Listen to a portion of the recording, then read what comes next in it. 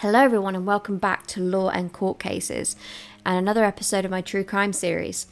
In today's video we are going to be talking about the gruesome details of the murder of Shad Thyrion and his killer Taylor Schabuisness. So without further ado, let's get into the video.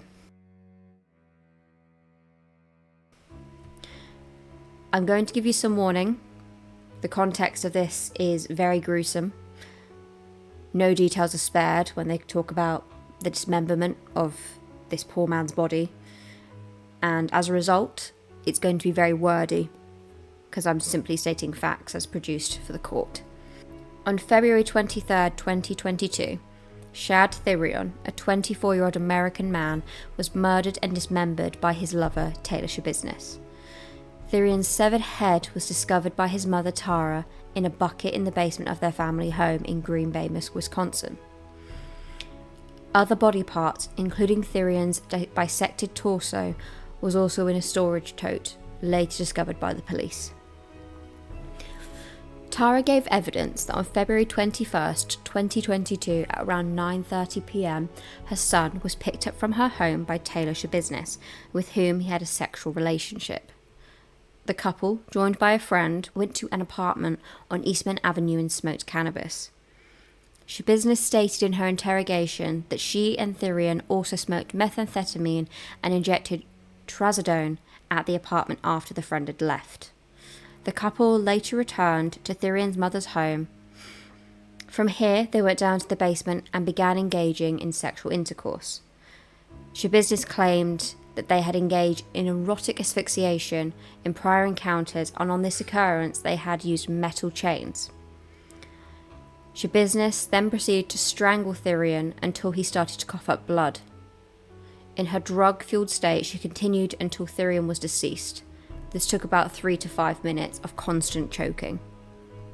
After his body was deceased, Schabuisness then proceeded to perform oral sex and use sex toys on the body for several hours afterwards. The following morning, when she had finally come down from her drug high, remembering at this point that she is sober, she then proceeded to dismember the body using knives she found at the home.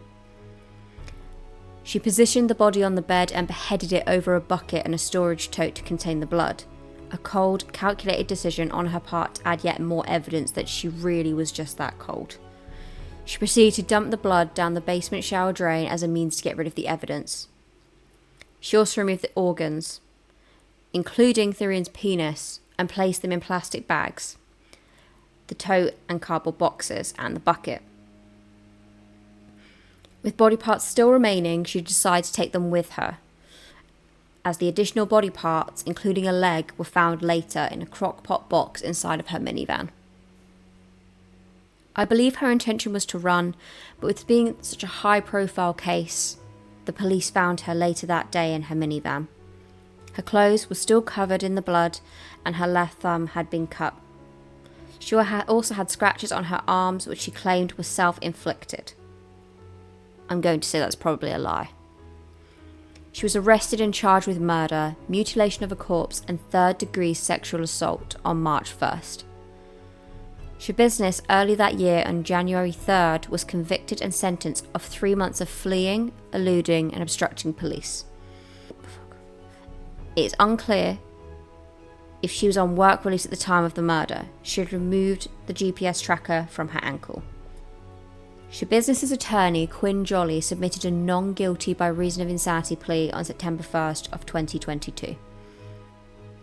Schabuisness' husband, Warren Schabuisness, another criminal who is currently serving time in prison, is quoted saying, "My wife might be locked up for a long time, if not life.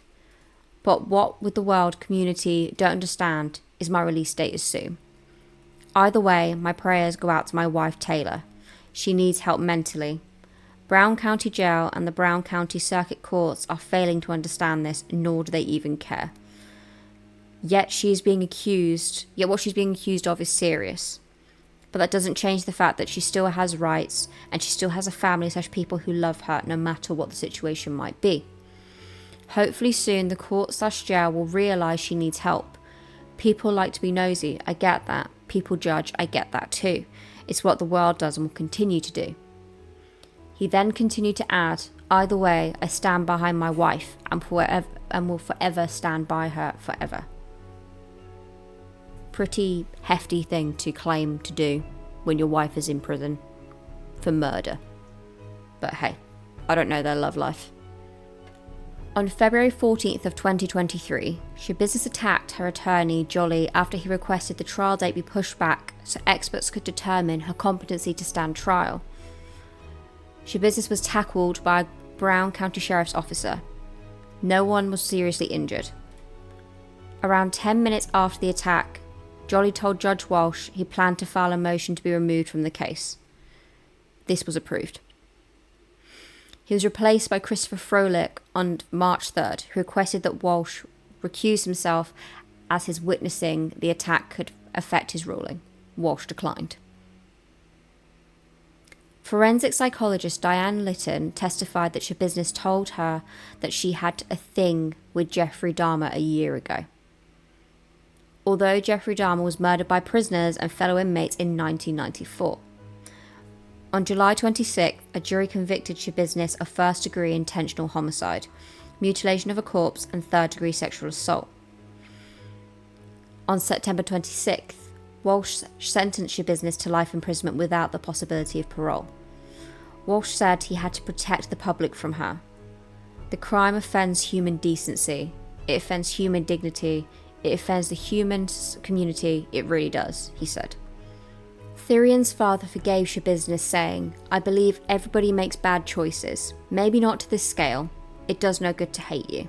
I know you've got a heart and got a mind."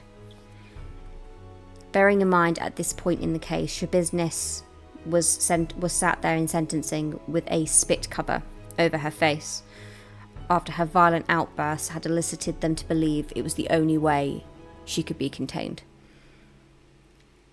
She was seen smiling underneath this spit cover and clearly showed no real signs of remorse for her actions. She will be serving her sentence at a female-only institute in the city of Fond du Lac. I 100% believe she's where she needs to be. I do believe drugs played a huge part in this case, as she was a known meth user and weed smoker, but I do not think that is alone is a valid enough reason. Obviously, she had a messed up life, finding comfort in her husband, a meth dealer, but overall, I think she's where she needs to be, and Green Bay is a safer place for it. If you managed to stay this long, I want to say thank you. If you want to see more content like this, please subscribe so you don't miss any future uploads. Thank you so much for watching and enjoy the rest of your day.